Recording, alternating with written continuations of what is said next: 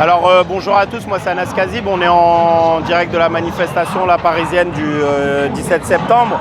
Le constat aujourd'hui, le bilan, c'est que c'est une journée de manifestation, on va dire, on ne peut plus classique malheureusement, et c'est un peu dommage que cette journée-là, elle soit pas plus qu'une simple journée de manifestation et de journée de 24 heures, parce qu'en réalité, il y a toutes les raisons du monde aujourd'hui pour lutter et pour défendre en réalité les acquis sociaux et pour aller en réclamer de nouveau. On est au plein cœur d'une crise sanitaire et d'une crise économique qui dépasse bien l'Hexagone et qui est mondiale en réalité. C'est non pas la crise des ouvriers, c'est pas nous qui sommes en crise, c'est pas la terre qui est en crise. Il y a une crise qui est centrale, c'est celle de ce système-là en fait qui régit le monde, c'est le système capitaliste en fait, qui a monté tout, qui a montré toutes ses limites, qui a montré toute sa dégénérescence aujourd'hui, et on l'a vu récemment avec le Covid-19 et notamment cette épidémie aujourd'hui, cette deuxième vague qui est en train de revenir dans bon nombre de pays, qui aujourd'hui fait en sorte qu'il y a du chômage de masse, qu'il y a des entreprises qui ferment, il y a des personnes qui perdent leur emploi.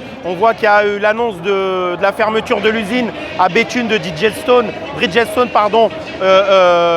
de 900 personnes qui vont être sur le carreau, et au-delà des 900 personnes, c'est un certain nombre de sous-traitants, et puis c'est le troquet du coin, le boulanger du coin, l'école, etc. C'est tout le secteur en fait.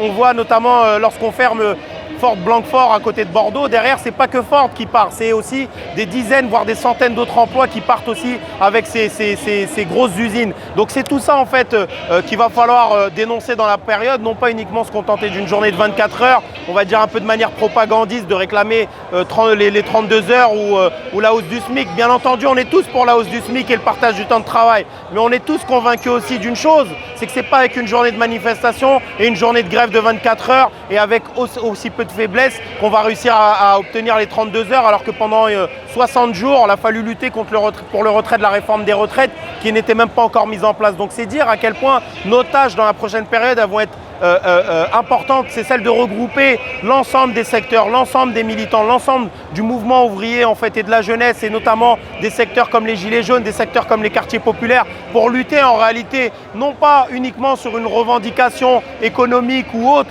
mais sur tout un système en fait, tout un système qui est le même avec différentes faces. C'est le même qui va tuer Mamadou Fofana, qui est le cousin de Adama Traoré, feu Adama Traoré, le frère d'Assa Traoré. C'est le même système en fait qui va précariser, qui va fermer Bridgestone. C'est le même système qui est responsable de la crise climatique. Je donne un chiffre, 57% des émissions de gaz à effet de serre dans le monde, 57% du carbone que vous respirez dans l'air, c'est issu de l'agro-business. C'est Nestlé, c'est les grandes firmes de bétail, etc. qu'il y a aux États-Unis, en France et ailleurs. C'est ça la réalité, c'est le capitalisme. 71% du fait que les océans soient vides, de tout l'écosystème qui soit vide, c'est l'effet de la surpêche, c'est le capitalisme. Donc il y a une chose pour moi qui est centrale, c'est que dans la prochaine période, il va falloir lutter de plein fouet, si je puis dire, contre ce système-là, et non pas uniquement pour quelques mots d'ordre de défense ou quoi que ce soit. Il va falloir passer à l'offensive. La plupart des éditorialistes bourgeois nous disaient quoi pendant le confinement ?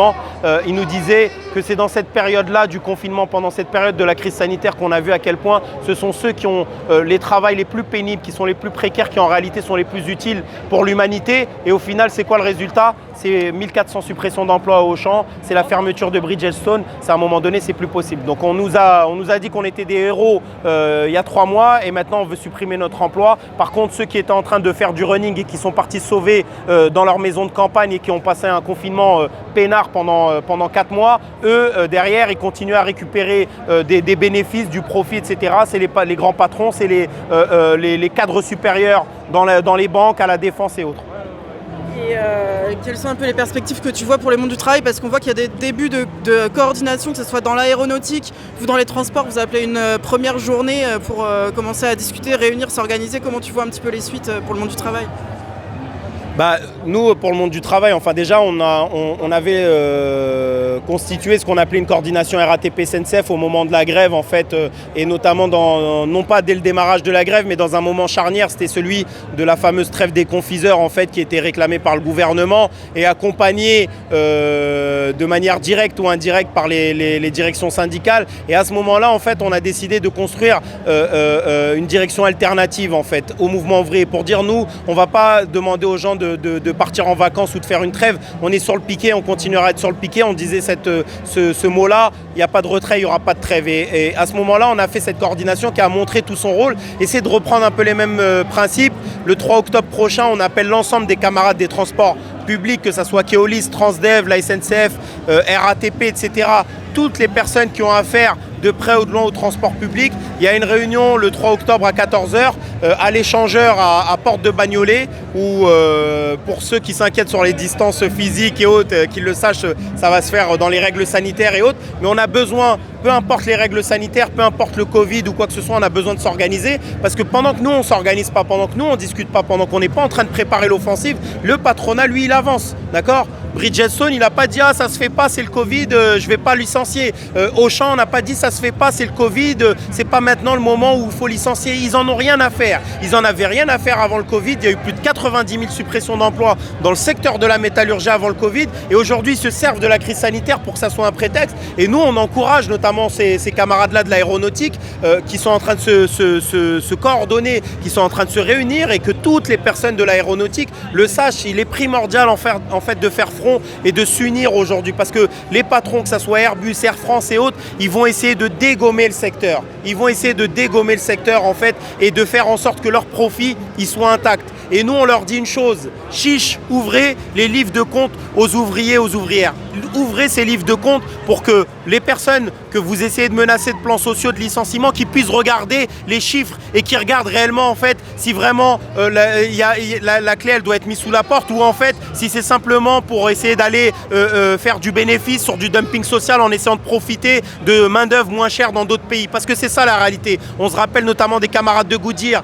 Goodyear avait fait plus d'1,5 milliard de bénéfices l'année de la fermeture de Goodyear à Amiens. Et vous savez pourquoi ? Pour 20 centimes d'euros. 20 centimes d'euros d'économie sur le pneu. Et c'est pour ça qu'ils ont fermé le centre de Goodyear à Amiens et qu'au final, il y a eu des dizaines et des dizaines de personnes qui sont suicidées, qui sont mortes, des personnes qui ont divorcé et autres. C'est ça la réalité. Lorsqu'on ferme une usine, on tue aussi des familles autour, on tue l'emploi et c'est contre tout ça qu'il va falloir justement s'organiser. Et on voit à l'image de ce 17 septembre-là, les stratégies, elles ne sont pas du tout à la hauteur. Les stratégies proposées par la direction syndicale ne sont pas à la hauteur. Et moi, je suis fier d'être militant syndical, mais j'ai quand même à l'œil le jeu qui est en train de se jouer en haut lieu entre Castex, le retour de Nota pour le Ségur, d'essayer de faire des pieds et des mains pour essayer de convaincre Monsieur Mailly. Il y a un peu une musique comme ça où certains bureaucrates en fait sont en train d'espérer pouvoir voir en tout cas si l'herbe est un peu plus verte avec Castanex qu'elle ne l'était avec Édouard Philippe. Et moi je leur dis qu'ils le sachent, la situation politique elle est dans une crise profonde, que les des miettes que vous aviez dans les années 90, aujourd'hui en 2020, ils ne sont même plus prêts à les concéder le patronat. Donc la seule chose que le patronat comprend et la seule chose qu'il reconnaît, c'est le rapport de force et c'est celui de la rue. Et il va falloir que, à l'image du 13 septembre à la RATP en 2019 qui a fait l'émergence du mouvement contre la réforme des retraites, il va falloir qu'il y ait un nouveau 13 septembre demain avec l'émergence de la base et essayer de se coordonner, de s'organiser pour exploser tout cette fois-ci. Et j'espère pouvoir entamer un processus profond à l'image de nos frères et nos sœurs au Liban, en Équateur, en Colombie, au Chili, partout. C'est avec ces personnes-là qu'on essaye de lutter. C'est en regardant ce qui s'est passé dans l'histoire et en regardant aussi au-delà de l'Hexagone ce qui est en train de se passer. Peut-être qu'ils n'ont pas fait des grèves tous les jours au Liban, mais il aura fallu d'une seule chose. Il a fallu qu'une fois il y ait une étincelle pour que le peuple libanais se décide à se lever contre le gouvernement et en 24 heures ils ont plié le gouvernement et au final nous il va falloir qu'on soit fiers du mouvement des Gilets jaunes, fiers des grèves de 2016, de 95 et de notre histoire et que tout ça, ça nous serve de bilan positif comme négatif pour aller encore plus fort et plus loin demain.